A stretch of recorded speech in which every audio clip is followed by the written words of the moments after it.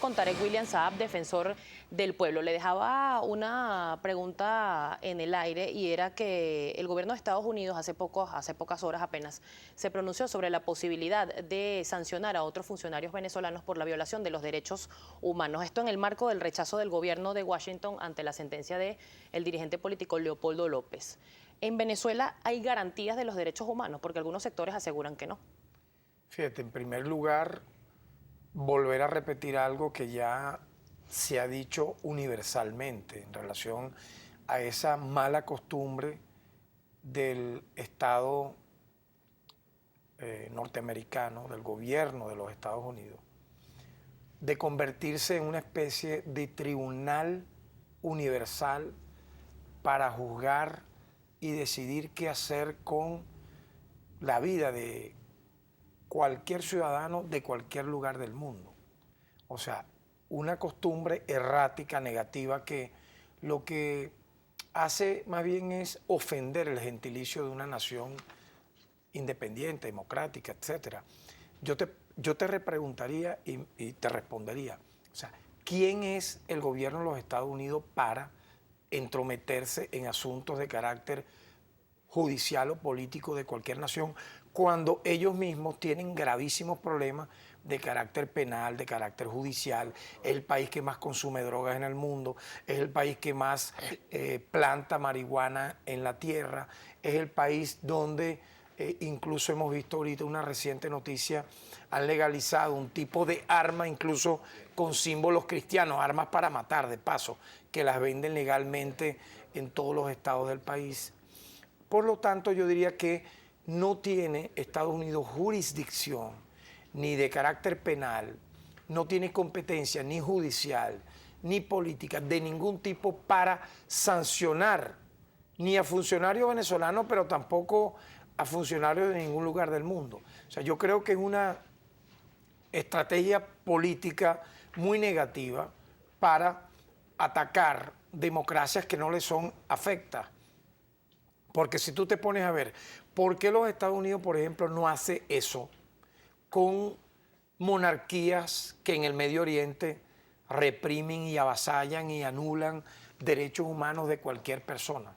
Mujeres, niños, ancianos, etcétera. ¿Por qué no lo hace con países que, siendo muy cercanos a ellos en materia de política exterior y que prácticamente parecieran satélites de los Estados Unidos, violentan derechos humanos de tal manera que se convierten en estados fallidos o estados parias? Incluso porque ellos no se autoevalúan en su propia dinámica de derechos humanos, siendo un país que siempre aparece con -0 bajo cero en los estándares en derechos humanos. Por lo tanto, te concluiría diciéndote que Venezuela tiene sus mecanismos para corregir fallas en materia de cualquier circunstancia jurídica, política o de derechos humanos en base a las instituciones que tenemos, y es ofensivo, es incómodo, es totalmente inaceptable que una potencia extranjera, sea cual fuera, dictamine mundialmente, universalmente, no teniendo jurisdicción, no siendo un organismo multilateral,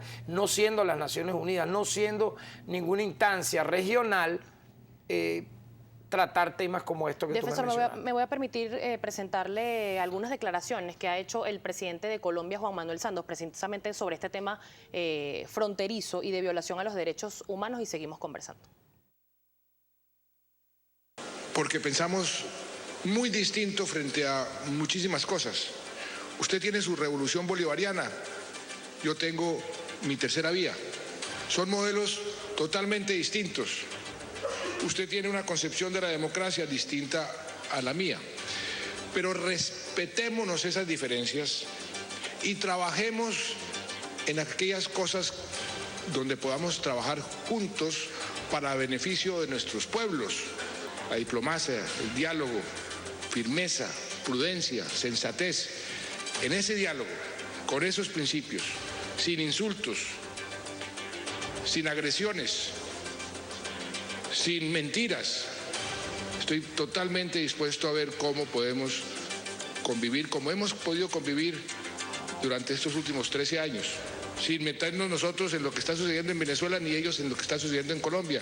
Y si podemos trabajar juntos por aquello que nos conviene a los dos, bienvenido sea. Sin agresiones y sin mentiras, asegura el presidente Juan Manuel Santos que se debe tratar este tema fronterizo. Sin embargo, tanto el discurso de él como presidente de Colombia y el discurso del presidente venezolano, pues cada día parecía oscurecerse un poco más. Se puso ya sobre la mesa lo que fue la violación del espacio aéreo, ya la canciller Delcy Rodríguez lo desmintió, pero desde Colombia se sigue asegurando que hay violaciones de los derechos humanos en la frontera, que ha habido violaciones de mujeres, que ha habido separación de familias, que han quedado hijos del lado venezolano y los padres del lado colombiano. ¿La Defensoría del Pueblo ha recibido este tipo de denuncias? Bueno, mira, en primer lugar, uno cuando, como venezolano, ¿no?, como ciudadano de este país, escucha y oye al presidente de Colombia hablar en los términos que ha hablado, no deja de sorprenderse alguien como nosotros que desde hace años ha estudiado el tema de la democracia en Colombia, de las violaciones de derechos humanos en Colombia, de la presencia de bases militares estadounidenses en Colombia. Esto se ha debatido mucho en Venezuela porque son temas que ha preocupado al planeta. Colombia es uno de los países como Estado democrático, ¿verdad?, que más récord negativo tiene en materia de derechos humanos y siempre es colocado como un mal ejemplo democrático. Primero, porque allá prácticamente se ha legalizado la tortura y la desaparición forzada. En Colombia matan a los defensores de derechos humanos literalmente, o sea, los asesinan. Entre el año 2013 al 2015 han matado 120 defensores de derechos humanos que son activistas en pro de, suponte, los trabajadores, los derechos de las mujeres, de los sindicatos, de los campesinos. Los han asesinado con la anuencia del Estado. En Colombia hay 6 millones de desplazados internos, personas que han huido de la violencia, han abandonado sus casas, suponte, de Cali se han ido, perdón, a Bucaramanga, de Bucaramanga se han ido a Medellín, de Medellín se han ido a Bogotá, de Bogotá se han ido a Pamplona, de Pamplona se han ido a cualquier lugar de Colombia, es decir, huyendo de la pobreza, de la miseria, de los paramilitares, de la insurgencia, Defensor, del terrorismo. Tengo que ir a una pausa. No, pero por eso, entonces, no, pero cuando uno escucha al presidente Santos hablar en esos términos, yo pregunto, él no sabe cuál es el país que está gobernando. O sea, porque él coloca todos los síntomas negativos es del lado venezolano.